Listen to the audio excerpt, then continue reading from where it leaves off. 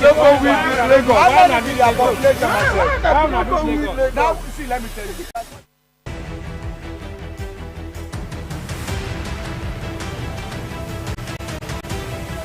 I am for everybody, I am for nobody. No, you're not talking to me. No, in another way. How are you sure, sir? Keep quiet. I am in another way. I am for everybody, I am for nobody. The only area where Buhari defeat for that statement. Now they are project. Why are you talking about project? A very good morning to you. Thank you everyone for joining us here on Global TV. We're live in Nigeria's capital, Abuja. Remember, we're also on Star Times channel 276. I'm Uyi Agumofwegbe. It's a great Monday, first work day of the weekend. I'm sure we all had a great weekend. Okay, so we're back on the road with work and with all of the plans we have for the week. But then a lot keeps happening across this country, particularly with the recent removal of fuel subsidy and all of the reactions we are beginning to see at this point. We understand that there had been a meeting between the federal government and the TUC just yesterday evening, even though the NLC had boycotted that meeting. Of course, the NLC continues to make clear that until the federal government reverts to what they call status quo, there won't be any basis for negotiations. But then the government on this part has assured and reassured that it will do everything necessary to alleviate the pains that come naturally with this policy direction. But then we wait to see what specifically the government will do and whether or not the Nigerian Labour Congress, or if you like, the organized labor, will at some point find reasons to come to a discussion table with the federal government. In the meantime, we understand that there has been a hike in prices of commodities already. Of course, transportation has already changed is having on the world. So this year's World Environment Day is being hosted by two countries across two different continents. They are showing the world how they've been able to run circles around the issue of plastic pollution and how other countries can take a cue from that and then do much better with the environment. As we keep saying, this is a world of about 8 billion human beings, and the environment belongs to every one of us, even though we have key players who are helping to push the narrative around issues concerning the environment. For those who some years ago actually doubted whether or not it was even valid to talk about climate change or global warming, we all know better now. We see what flooding is doing to different cities across this country. We have seen several advisories from even NIMET here in Nigeria. So there is no better time to go green than now. We will be joined by someone in the course of the show to help us make sense of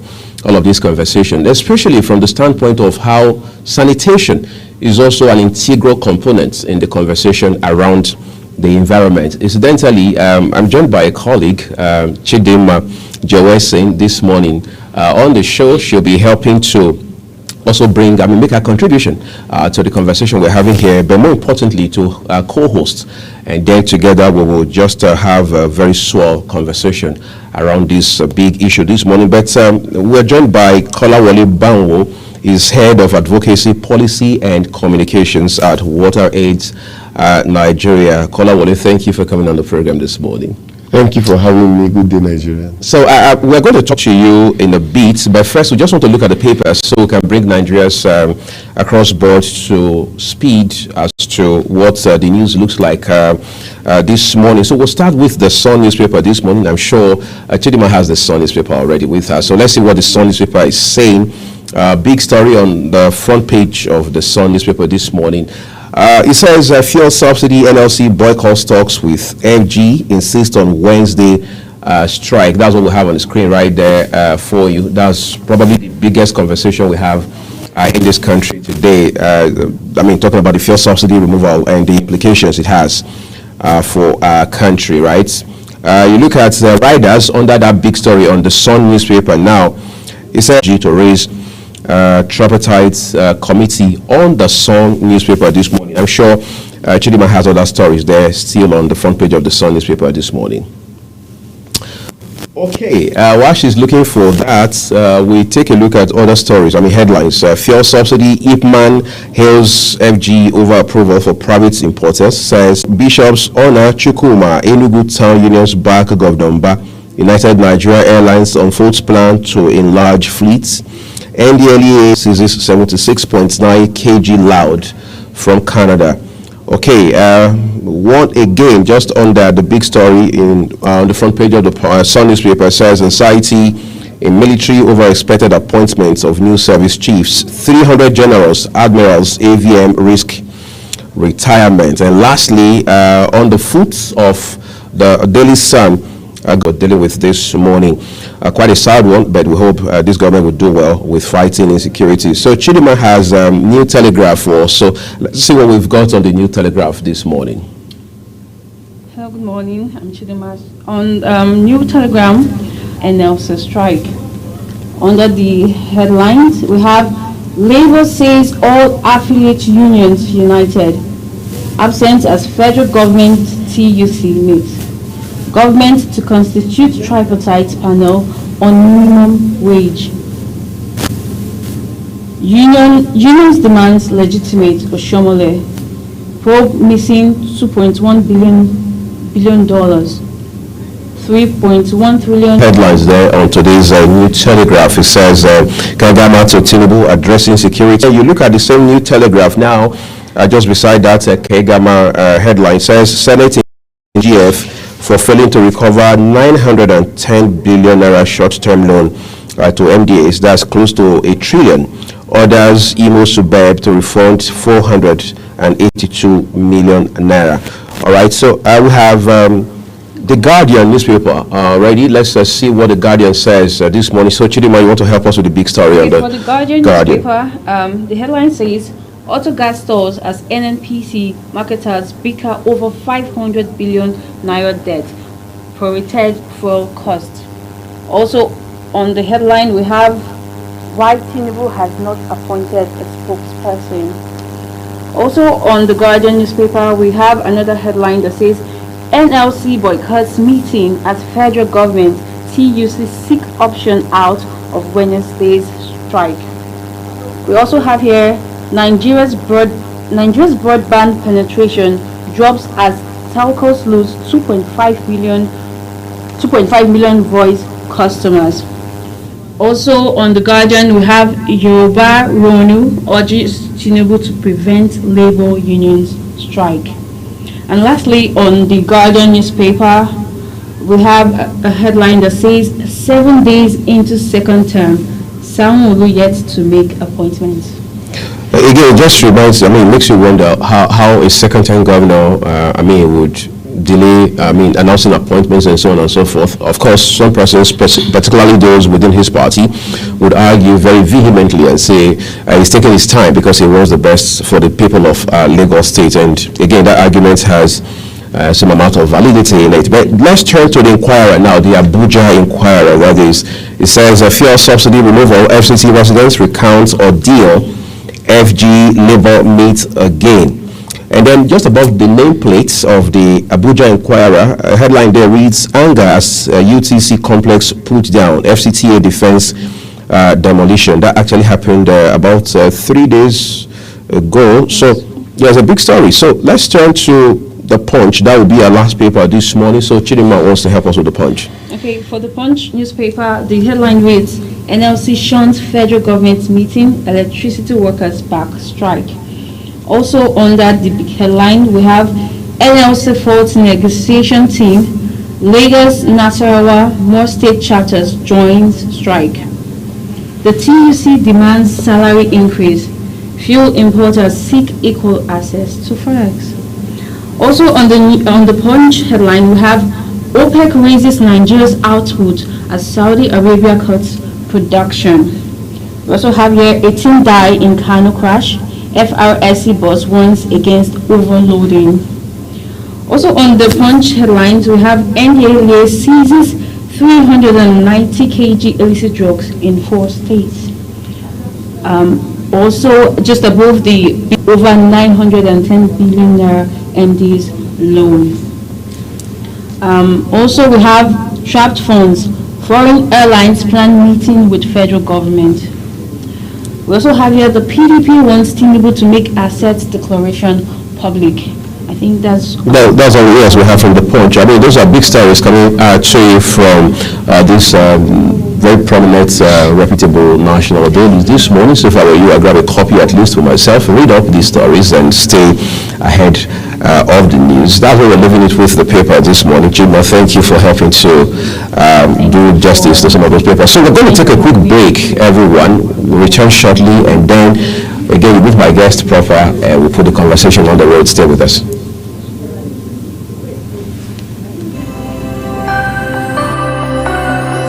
Global Television, building the nation.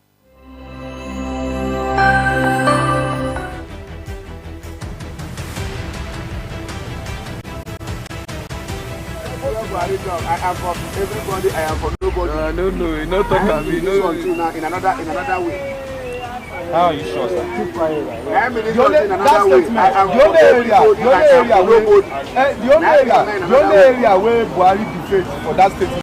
Now we are concerned. When you are talking about project, the project spell at God. If you say you need to spell at God, what does it mean? But if you say appointment, and in the type of appointment, you appoint people you trust.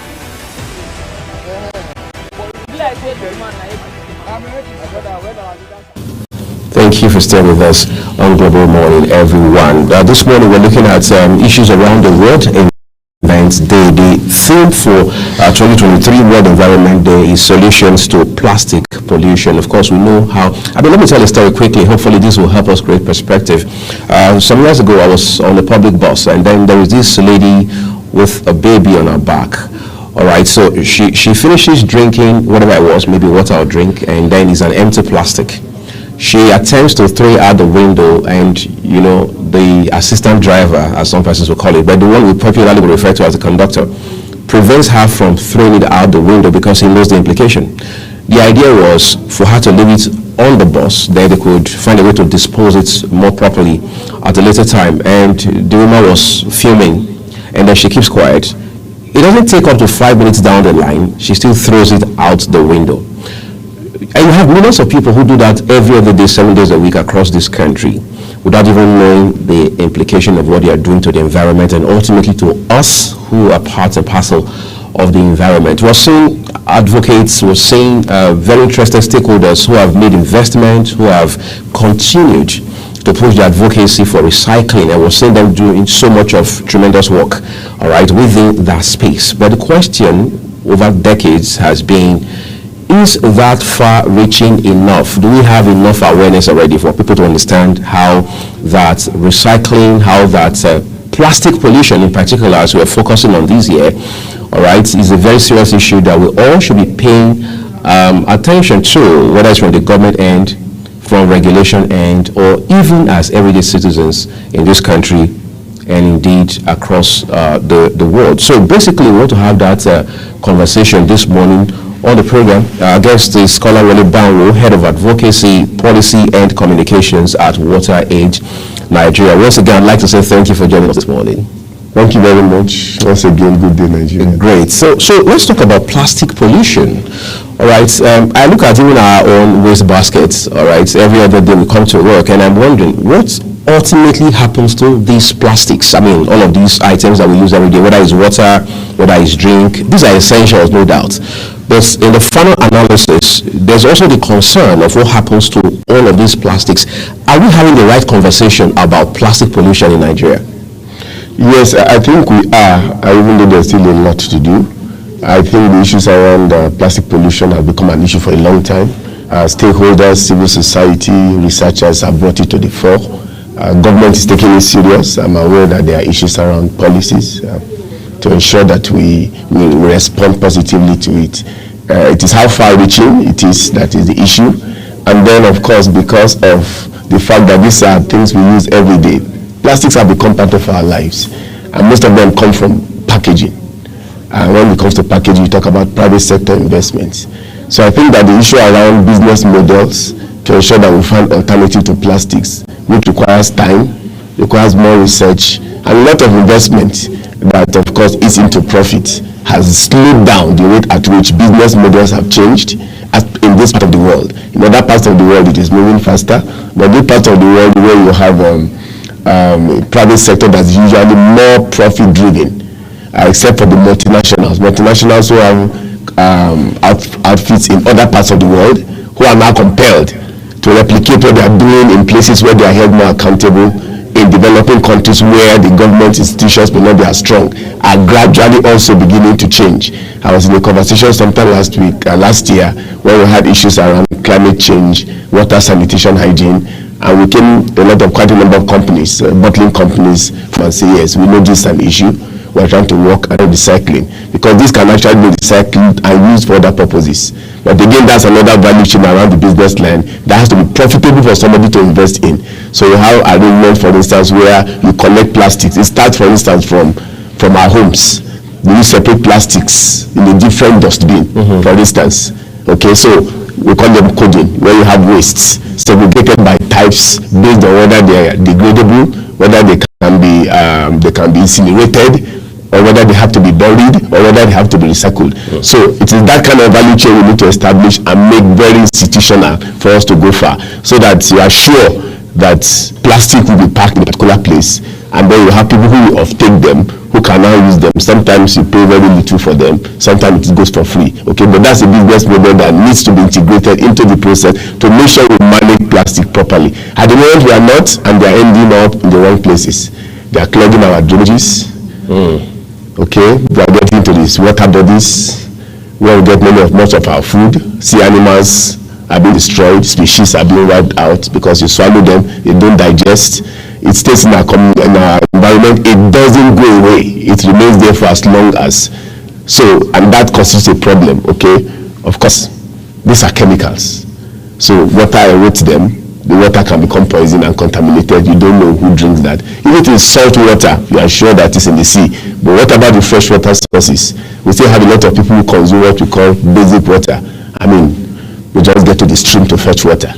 Okay, so they don't know about treatment. And that is where you link it and it affects the people's health and their ability to practice proper hygiene. So the conversation is on, and I'm sure that part of why they have it as the theme for the World Environmental Day, yes, is to ensure that we talk more about it, highlight it more, because these days globally are celebrated and commemorated to advance the advocacy to a point where policy makers will listen, lawmakers will listen, industrialists will listen, all stakeholders will listen and begin to jointly decide how do we proceed addressing this in the interest of us all.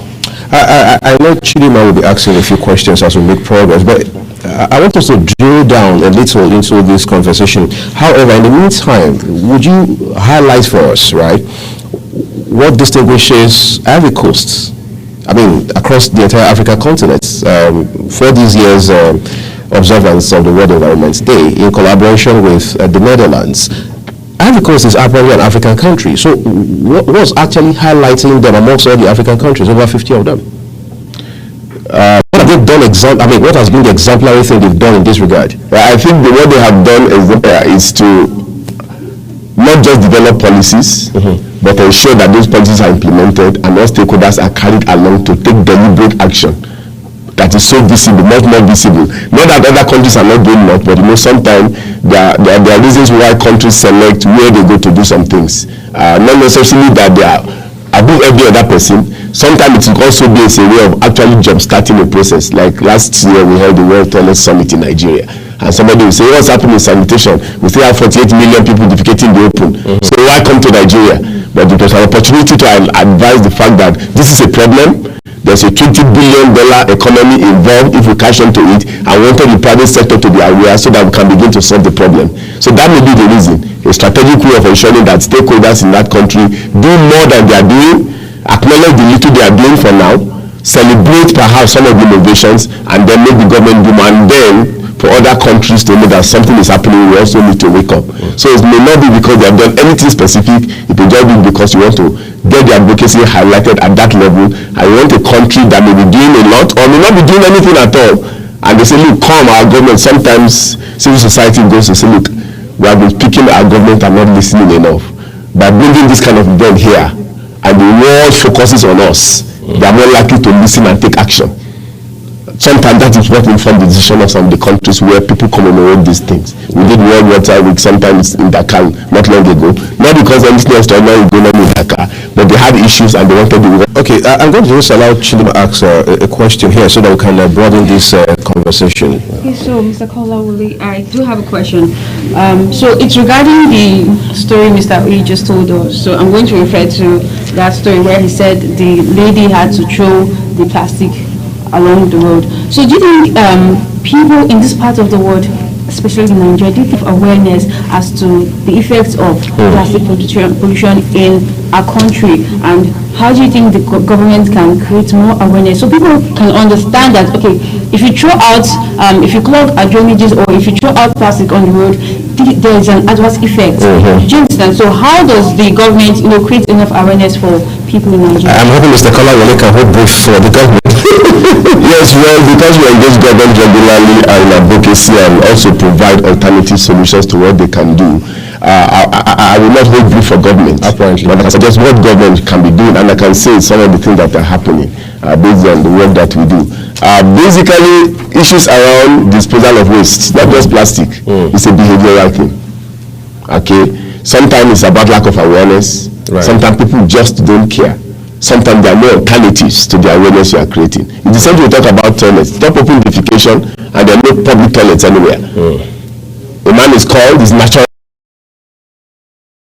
So, but when you provide an alternative, then there's an incentive to now change the behavior to ensure that when I'm pressed, there's a public toilet that is affordable and accessible, and if I'm a woman, that is safe for me to use. Okay, so if you say don't dump refuse, don't dump plastics, what are the alternatives? What are the alternatives? So with proper behavioral change practices, where you say, for instance, to the commercial bus driver, there's a dustbin. As soon as I come in, I know there's a dustbin in this bus. Yes. That I can throw this thing once the baby is through. It may take time, but at some point that woman will no longer throw it outside. Not because the conductor says no, but she already comes with an awareness that I don't have to.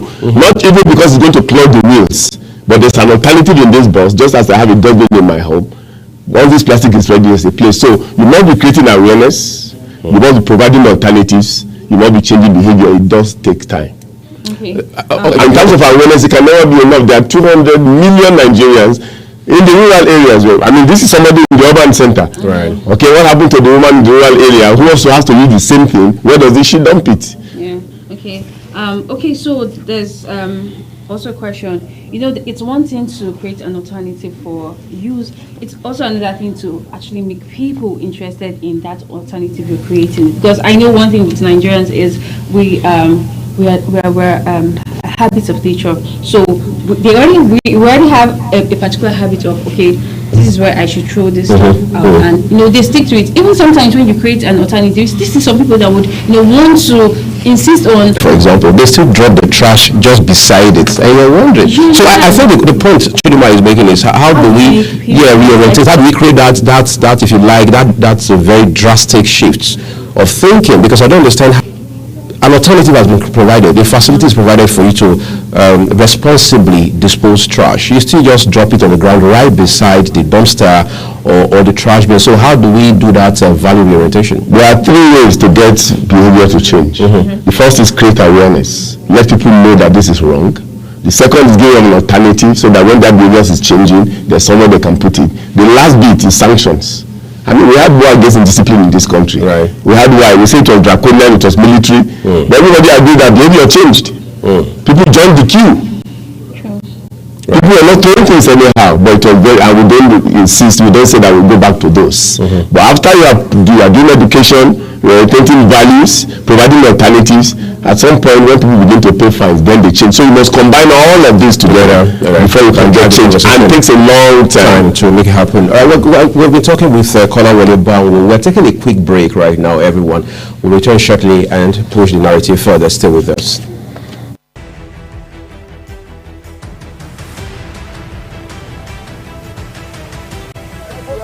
I am for everybody, I am for nobody. No, you know talk about me. No, in another way.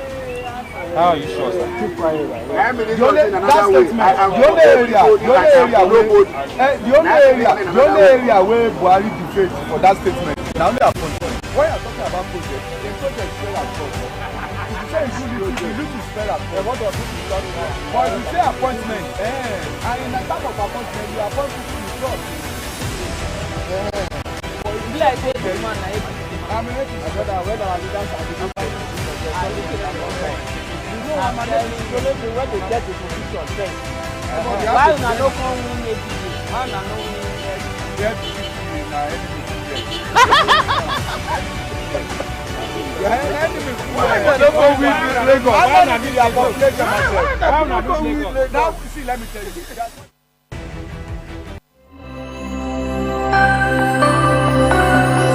Global Television, building the nation.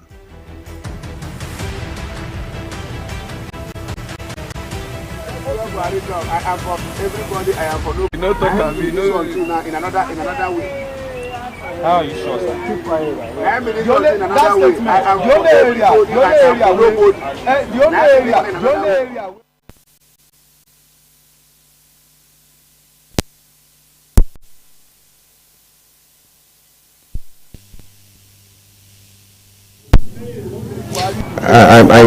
Now they are project. When you are talking about project, a project spell at God. If you say you need to spell at God, what does it mean? But if you say appointment, and in the type of appointment, you appoint people you trust. Be like say the man na APC. I'm an APC brother, when our leaders are the people. You know, I'm an APC, so when they get the position, then. Why una no come win APC? Why una no win APC? Get in our enemy. Why don't go with Lagos? I'm not in their population myself. I'm not going with Lagos. Now, see, let me tell you.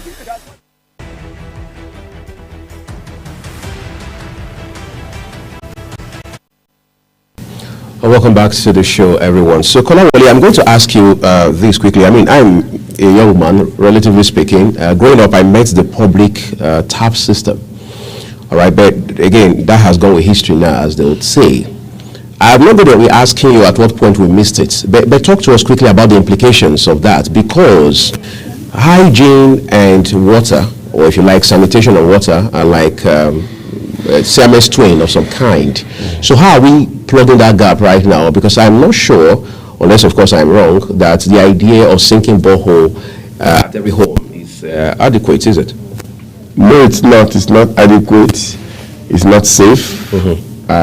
Presently, we do not have the scientific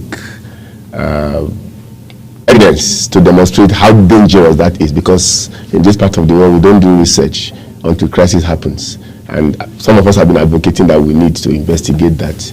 We need to know that ideally, before you think about it, there should be a license, for instance.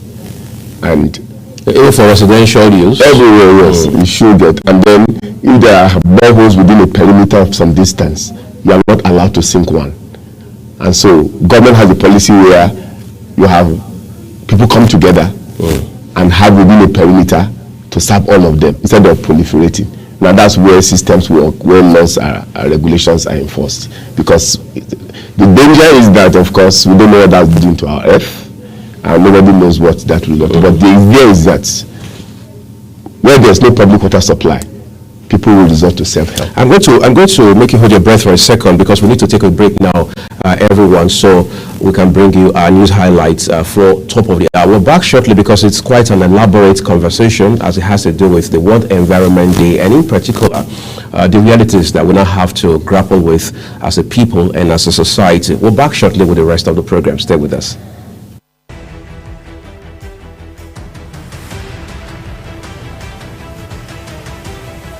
I am for everybody, I am for nobody. No, you know, talk and me, in another way.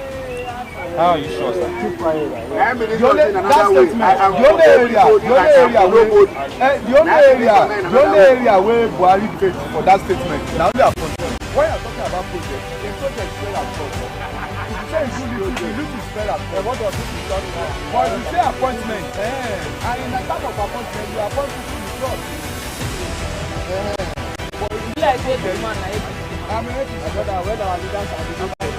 You know, I'm an APC, so when they get the position, then. Why una no come win APC? Why una no win APC? Get in our enemy. Religious sentiment that eventually boiled over into that tragedy. I think this is a negative part of what we're experiencing. No shooting anymore. We must come together as Nigerians. We are brothers and sisters. Nigeria first before your politics. We're all engaged in trying to keep the country united.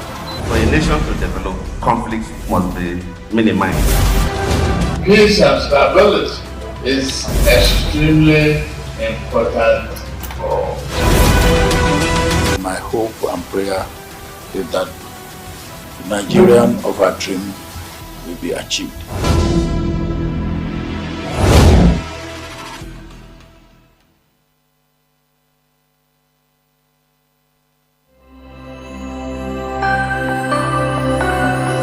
Global Television, building the nation.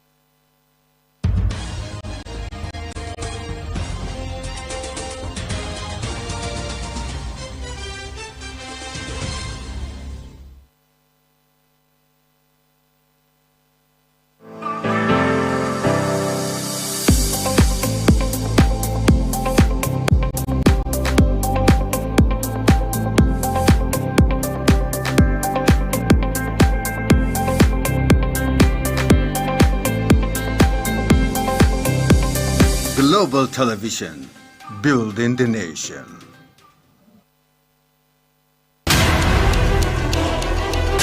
We talk about the Civil War, but we seem to ignore the fact that it was the manipulation of ethno-religious sentiment that eventually boiled over. No shooting anymore. We must come together as Nigerians. We are brothers and sisters. Nigeria first before your politics. We're all engaged in trying to keep the country united. For a nation to develop, conflicts must be minimized.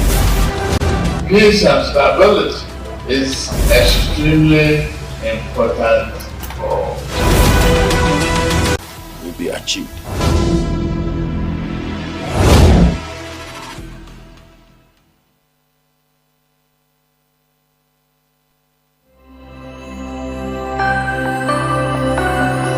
Global Television, building the nation.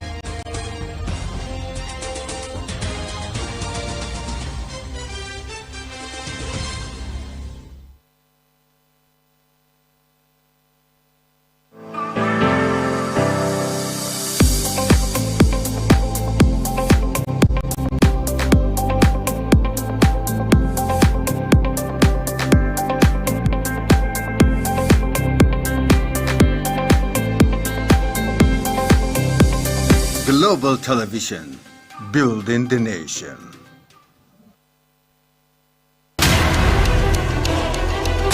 We talk about the Civil War, but we seem to ignore the fact that it was the manipulation of ethno-religious sentiment that eventually boiled over into that.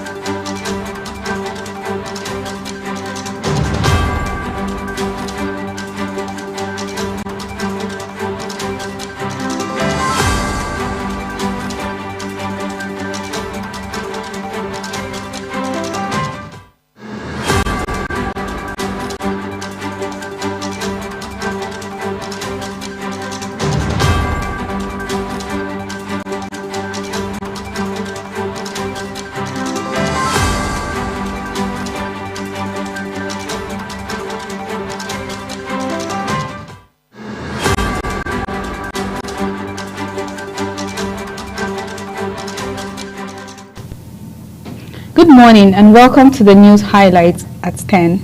I am Chong Anamel Joseph. PDP wants Tinubu to make asset declaration public. Nigeria Labour Congress boycotts meeting with the federal government. Clerics Union back Enugu sit-at-home ban. Korea ends Flying Eagle on the 20 World Cup dream. Zlatan Ibrahimovic retires from football. That's the news highlight at 10 on Global TV. More coming to you at 11. Stay with us. I am Chong Anamel Joseph.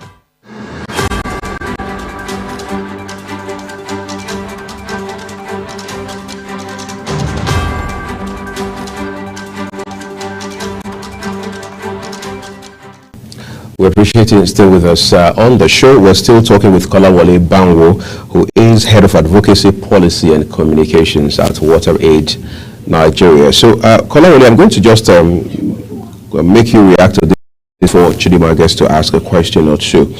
All right. You mentioned investment at the top of our conversation this morning. I mean, investments in all of these discussion we're having, especially with regards to recycling and making the environment a much better place for us, or ultimately. Again, do people see any promise in these? Because it doesn't look like buy and sell. It doesn't look like something you can buy today, sell by tomorrow morning, and it gets, you break even, ultimately, that kind of thing. So what are the investment dynamics in all of this? It's long term, and that's why we talk about a capitalist system that is not just profit driven. You have to think development. The Sustainable Development Goals talk about environmental sustainability, and that requires everyone, including the private sector, including researchers, to be part of the process, so that your business model, even though you want to make profit, also considers development. Call it self-interest. They are able to retain if your consumers start dying because they are consuming poisonous things, then you don't have people to buy your product. So you want to do in such a way that they stay healthy, to continue to consume the product, so that they continue to make profit. And that means investing in things that are safe, that are healthy for them. And that's where that kind of model comes in. We are here to stay. Coca-Cola has been here hundreds of years. So changing the business model will not make it grand overnight. And some other food and beverage industries. So to put that cap and say we need to change, it may take time, but we need to invest incrementally in this to make sure that we stop using plastics completely. It may take time, but that can be done, and you can still do it sustainably and make profit over time. Maybe it will be difficult for small medium enterprises, for small players to accommodate the costs of that, but the big companies who are dominant in the market can easily do it. And of course, usually there's a government incentive to it to encourage it for that to happen. But before you go on, we're talking about public taps and boreholes. You permit me to respond. Go ahead. That is there to my work and the thing that I do. And I was just saying that self-supply comes in when public utilities fail. You didn't want to ask where things went wrong, but things went wrong when public utilities could no longer keep up with the population that demands water supply that public utilities can cope with. At the time we were talking about, maybe borehole will be something you hear once in a while. Right. In fact, when you hear somebody has a borehole, it's like a big man who was a thing of luxury. It was luxury. But now it has become almost a necessity because people need water and the public utilities are not supplying as much as they do. In fact, close to 86% of water supply is by self-supply. Either somebody who has a borehole and sells to others, or has in his own residence. I mean, you have an estate where every house, 500, 200 unit houses, every house has a borehole of its own. So you need urban planning to correct some of that. You need regulations, but more importantly, you need investment in public water supply, because then it is safe. Who does the water quality test for the boreholes? Nobody does. Okay, so when there's an epidemic, yes, so when there's an epidemic and people start dying, then we start saying where did they come from? It could be just from one person in borehole or two people in borehole, where the Melua goes to serve, and everybody starts dying. So we need to regulate it because it's not safe, it's not sustainable, but it also requires investment from government. I thought I should respond to that before we go back to plastic. So for plastics, yes, you need to invest. You need business to be more responsive. In fact, many of the advocacy around plastic has to do with responsible business and responsible investment, because you need the private sector to be willing to change their model and invest in the technology that ensures that you have alternatives to plastics. And we're just talking about them off camera, whether they are biodegradable, whether you want to store single use. You go to a restaurant, you tell a restaurant, don't serve bottled water. Just make sure that if people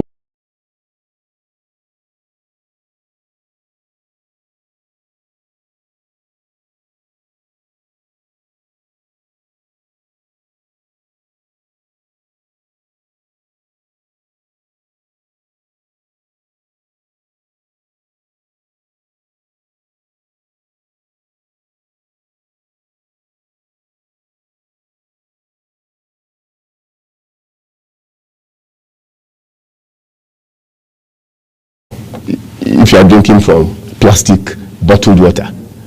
It's cheaper if it's in the bottle.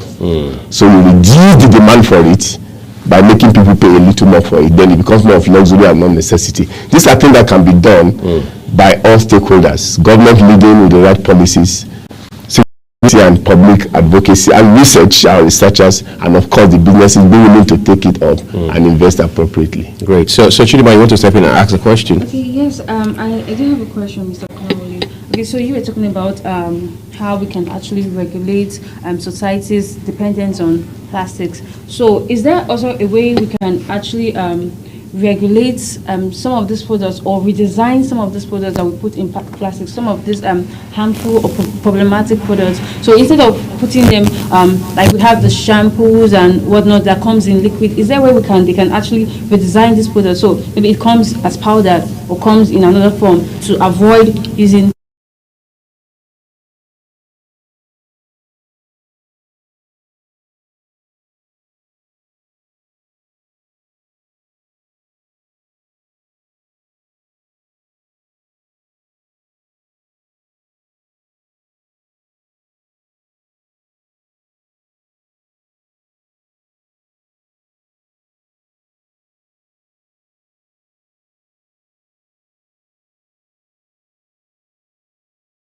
Sure that after it is used and whenever you take them, I mean, if we say that 86% of the 45% of our wastes, for instance, are plastic, 86% of that end up in the website. Okay, what do we do to reduce that? Can we have we call them biodegradable? That means they melt into the environment because their source is natural. They have to go back to where they came from. Yeah, they go back to they just melt into nature because they already came from nature. Can you have policy that makes sure that those that are not single use, you have to use them over time before you dispose?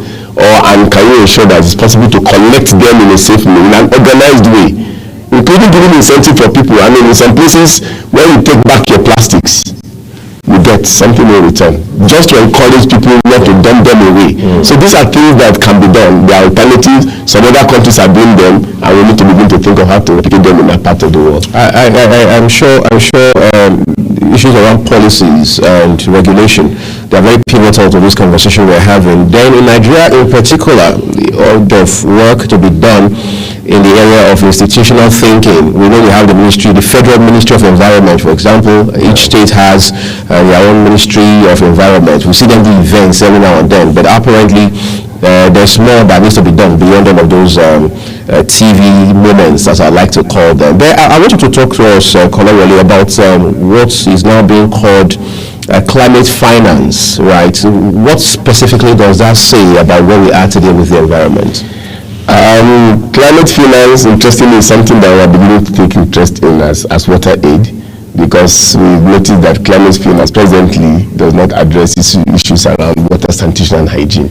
In our newly launched strategy, we are trying to talk about climate resilient wash, because even wash facilities, whether they are toilets, whether they are water, need to be climate proof. You need to design them in such a way that if there's a flood, even if there's damage, it can recover as quickly as possible. We have toilets where there's a flood and everything messes up everything, and so water gets contaminated because it's not designed in such a way that even if there's a flood, the water can remain safe, the waste can remain contained and not go. So those are the kind of things. But at the moment, we are not able to draw financing from the climate finance landscape into that.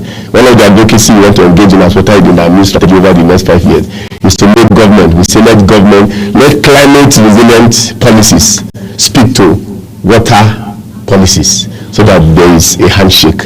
But at the moment, the issue is that climate finance is a huge pool of finance that is available. Right. But at the moment, the way it is used is basically to reduce the carbon footprint.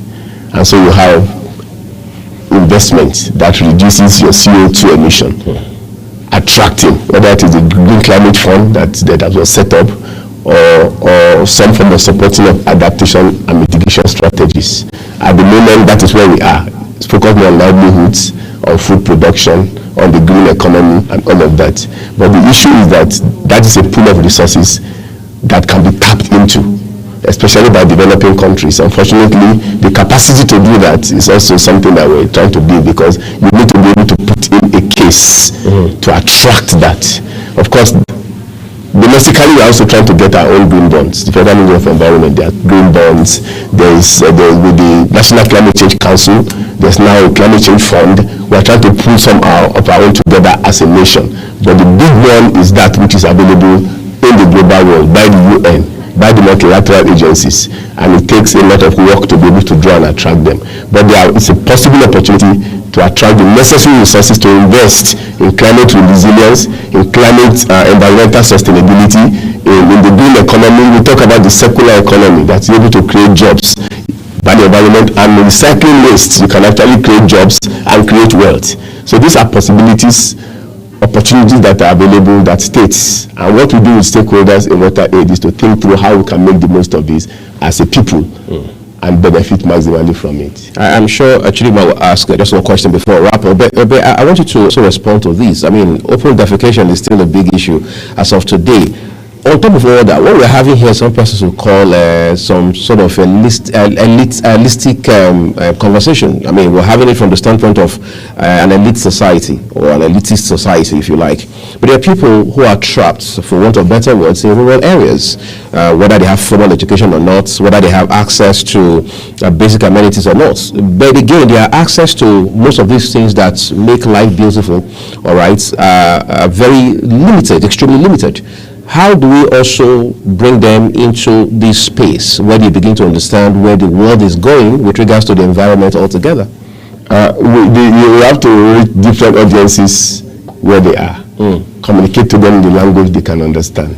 Okay, the areas around sanitation, water and hygiene, we talk about the urban center. We talk about the slum, we call them peri-urban. And then you have the rural, where the people are. The people we talk about are largely in the rural areas. And one of the things an organization like ours does is to try to reach all those people at their level, because our motto in water aid is everyone, everywhere, having access to clean water, decent toilets, and good hygiene. So there are toilet models that is peculiar to the rural area. They don't need to have what you have in the center. To be able to dispose waste in a safe manner that does not interfere with the environment and endanger their own health.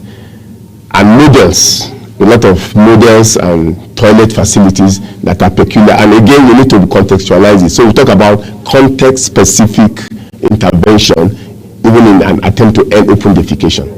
So we get toilets that can be affordable, toilets that a museum around them can build to contain and ensure that because the pit latrine is not safe, and proper education and give them an alternative. A lot is changing. So when we say we have over 100 local government now open defecation free as a country, okay, using what we call the community-led total sanitation model. And now in water we are talking about rethinking rural sanitation to ensure that we sustain the ODF. You can reach everyone together, planning as a community. So when the community is about to end open defecation, we show them what they need to do to end it, where everyone can have a toilet. Where a family or a household cannot afford, the community comes together and find a way, supporting them to build the toilet and pay over time. So these are things, there are places where they pay with farm products. When they agree they need a toilet and they want one, when there's a will, there's always a way. So we communicate to them at their level and get models that are affordable to them, spread the resources in such a way they're able to have it, so that every house can have a toilet that is safe, that can be used, and then they don't have to defecate in the open. So there's the elitists, but we do not forget that the majority of our people are in the rural areas, and unless you do something about them, you cannot get the result that you want. Yeah, Chima, you want to say something quickly before we Okay, I'm just going to add to what we just said about people living in rural areas. So it's one thing to provide these amenities for the people in the rural areas, but how do you identify these people? Because there are a lot of villages and poor communities where nobody knows about. You probably don't have power there, no electricity. Or network to actually communicate to the outside world. What do you think should be put in place to be able to reach these people that live in these remote areas where the government don't even have access to? Because I feel these are the people who actually need these things the most. So what do you think should be made should be put in place to actually get to these people? What is being done is already ongoing. It's just that you may not be able to reach everyone simultaneously. Like I said, these models are meant and can address the need of such people. All you need to do is now locate them and then make sure they have such facilities. So what we do in water aid, we call it a community entry. We first need to identify, you have to do a lot of studies. Everyone everywhere in this country, for instance, belongs to a local government. During census, somebody gets there. And like we say, during elections, a politician does get there. So there's always a way to reach them. And that's why it's something more stakeholders must be involved in. Government alone cannot do it, civil society alone, international donors alone, everybody. So if as a journalist, in the course of your field or work, you discover such a community, let us know water aid that they are there. They'll begin to think of how to support them. We may not have the resources, but once we identify them, we're able to begin a chain of progress to ensure that somebody does reach them at some point. But I'm not sure there's any community in this country now that nobody knows exists. Even the Koma people have not been discovered. But as long as we're able to discover and they're on the map, there's always a way to reach them.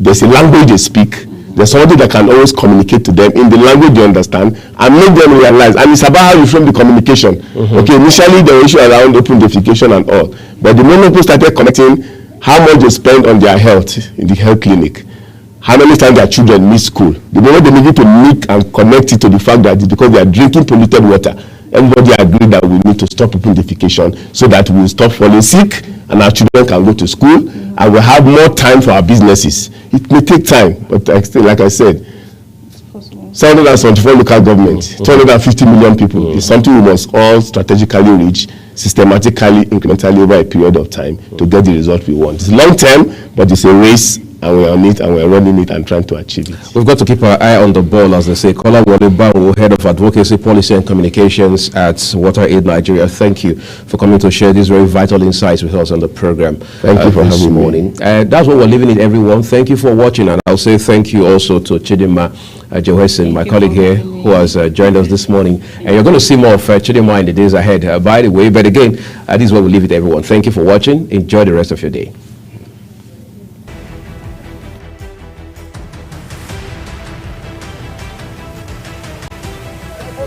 I am for everybody, I am for nobody. No, you not talk about me. In another way.